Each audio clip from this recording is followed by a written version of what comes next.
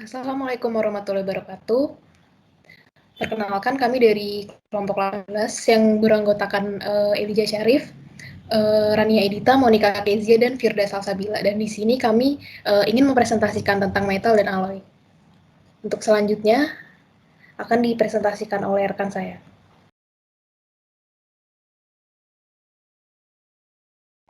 Pengantar metal dan alloy.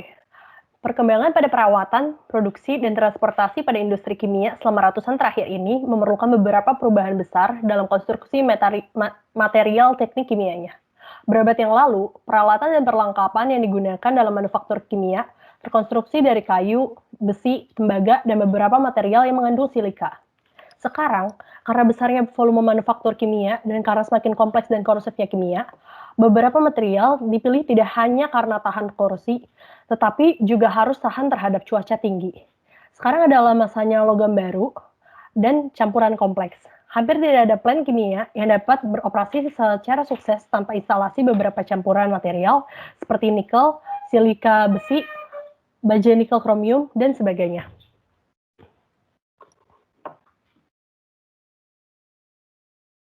Next.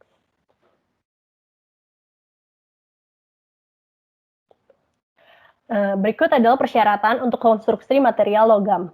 Jadi dalam memilih logam yang tepat untuk instalasi, ada 3 hal yang perlu diperhatikan. Yang pertama ada biaya. Jadi biaya ini merupakan pertimbangan paling penting dalam memilih material.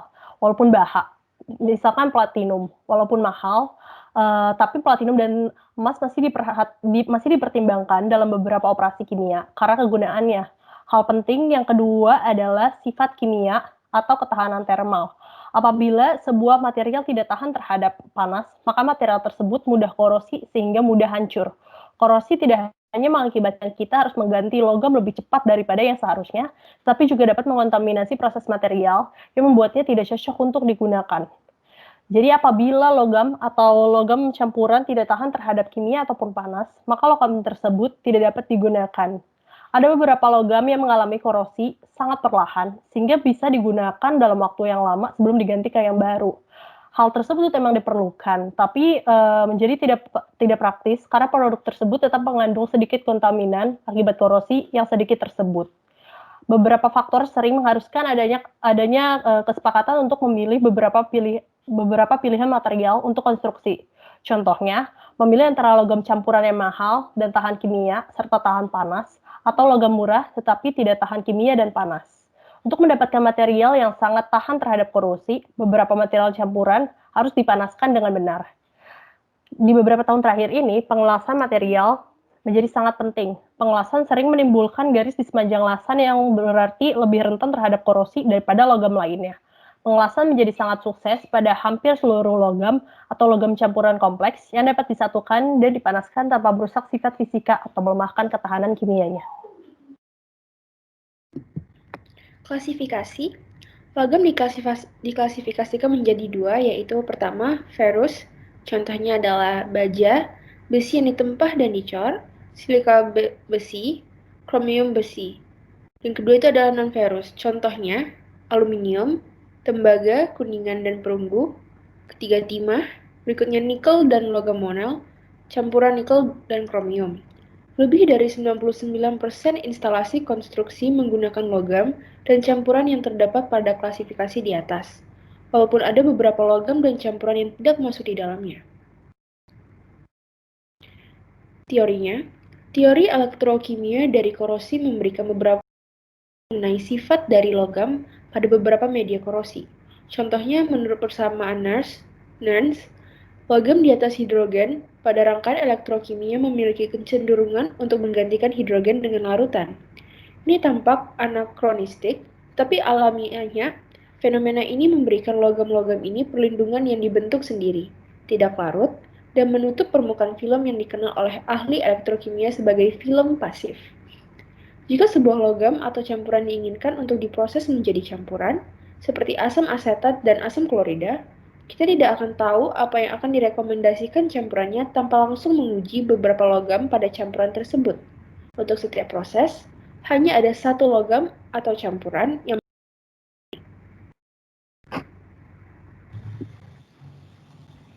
untuk selanjutnya besi dan baja. Besi dan baja memiliki harga yang relatif murah dan banyak digunakan.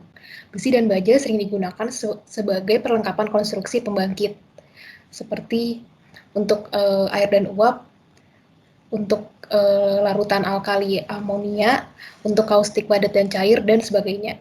Sifat fisik dari baja memudahkan fabrikasi dan membuat baja menjadi logam yang sangat diinginkan untuk korosi karena korosinya tidak parah. Besi bisa dibagi menjadi dua, yaitu besi cor dan besi tempa. Besi cor umumnya mengandung beberapa persen karbon dan berbagai impuritas. Besi cor digunakan untuk sebagian besar aluminium cair dan paduan, seng, kuningan, solder, tembaga, dan beberapa logam dan paduan lainnya. Selanjutnya besi tempa. Besi tempa terbuat dari besi cor dengan mengoksidasi sebagian besar impuritas dari tungku dasar. Meskipun besi tempa secara bertahap digantikan oleh baja ringan, besi tempa memiliki sifat ketahanan yang baik terhadap air. Hal itu dikarenakan sifat silikanya yang tinggi. Besi silikon. Penambahan 14% sampai 17% silikon merupakan jumlah yang ideal untuk mencegah korosi pada besi. Diketahui bahwa campuran besi dan bahan paduannya tidak boleh mengandung zat pengatur yang banyak, seperti sulfur dan fosfor, untuk mencapai hasil yang lebih bagus. Duriron dan korosiron adalah nama dagang untuk paduan besi silikon yang sering digunakan di Indonesia. Paduan kedua unsur ini sering digunakan dengan zat-zat korosif, sehingga memudahkan pengelompokan zat korosif yang akan dan tidak akan menolak. Baru-baru ini telah ditemukan paduan baru bernama Duriquar. Paduan ini memiliki ketahanan yang luar biasa terhadap asam klorida dan mungkin merupakan satu-satunya alloy yang menolak zat korosif di dalam konsentrasi dan temperatur apapun.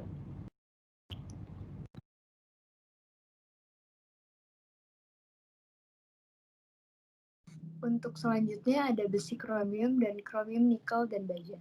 Material ini dikenal sebagai baja tahan karat yang jauh dari stainless dan merupakan baja tahan korosi dan panas. Penambahan nikel dan kromium meningkatkan ketahanan kimiawi. Penambahan kromium tidak berpengaruh sampai 11% kromium tercapai. Nah, seiring dengan peningkatan kandungan nikel dan kromium, ketahanan kimia terhadap sebagian besar zat korosif juga meningkat. Dengan paduan besi lurus, peningkatan kromium yang lebih dari 11% meningkatkan ketahanan kimia sementara sifat fisikanya berkurang.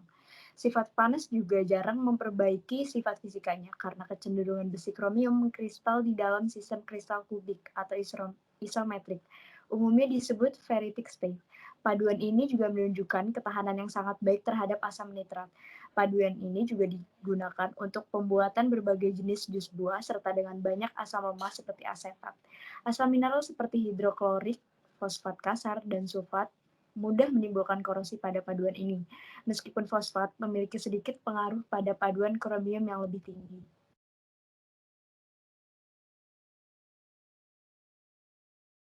Nah, paduan terpenting dari keseluruhan besi kromium dan seri besi nikel kromium adalah paduan 18-8 yang mengandung 18% kromium dan juga 8% nikel. Berbeda dengan paduan besi kromium lurus, paduan ini nih bersifat austenitik karena kecenderungan berkristal dalam sistem kubik berpusat muka di bawah perlakuan panas yang tepat. Kehadiran karbon tidak perlu atau diinginkan. Sebenarnya kecenderungannya adalah mencoba menghilangkan setiap jejak karbon grafit karena bahaya korosi antar kristal.